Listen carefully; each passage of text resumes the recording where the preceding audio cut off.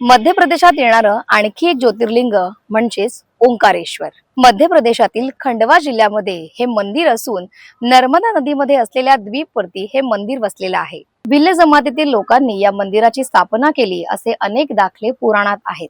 याशिवाय या मंदिरावरती अनेक वर्ष भिल्ल जमातीच्या लोकांचाच अधिकार होता असे देखील म्हटले जाते। हे द्वीप हिंदू धर्मातील ओंकारामध्ये वसलेले आहे आणि या ओंकाराची निर्मिती साक्षात ब्रह्मदेवांनी केली आहे। या ओंकारामध्ये 33 कोटी देव आणि 108 शक्तिशाली अशी ज्योतिर्लिंग सामावलेली आहेत, ज्यातील महत्वाची 2 मध्य प्रदेशात आहेत, ती म्हणजे उज्जैन आणि दुसरं म्हणजे ओंकारेश्वर। या परिसरात 3 पुरी आहेत, त्या म्हणजेच ब्रह्मपुरी, विष्णुपुरी आणि शिवपुरी। येथे भगवान शिवाची दिवसातून 3 वेळा आरती केली जाते, ती म्हणजे सकाळी, संध्याकाळी आणि रात्री म्हणजेच शयन आरती। या शयन आरतीच्या वेळी इथे स्वतः शिव उपस्थित असतात असा देखील लोकांचा समज आहे। ओंकारेश्वर हे अत्यंत महत्वाचं असं ज्योतिर्लिंग आहे। याबाबत असं सांगितलं जातं की तुम्ही इथे येऊन जर पाणी अर्पित केलं नाही तर तुमची तीर्थक्षेत्राची यात्रा अपूर्ण राहते।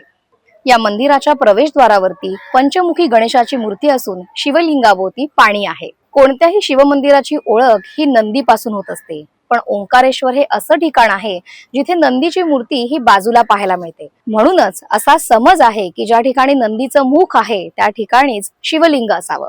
आता या मंदिरासंदर्भातील कथा जाणून घेऊयात। ओंकारेश्वर मंदिर असलेल्या टेकडीवरती प्राचीन काळी मांधाता नावाच्या राजाने तपश्चर्या केली होती। या पर्वताला मांधाता पर्वत असंही म्हणतात। राजाच्या तपश्चर्येने भगवान शिव प्रसन्न झाले आणि येथे प्रकट झाले। यानंतर राजाने भगवान शंकरांना वरदान म्हणून येथे वास करावा अशी विनंती केली। आपल्या भक्ताची मनोकामना पूर्ण करण्यासाठी भगवान शंकरांनी येथे स्थापन केलेल्या शिवलिंगात ज्योती रूपामध्ये प्रवेश केला। येथे स्थापित केलेले शिवलिंग स्वयंभू आहे, म्हणजेच ते स्वतःच प्रकट झालेले आहे असे मानले जाते। आमचा हा व्हिडिओ तुम्हाला कसा वाटला आम्हाला कमेंट करून नक्की कळवा। याशिवाय मला फॉलो करायला आणि YouTubeला सबस्क्राइब करायला विसरू नका।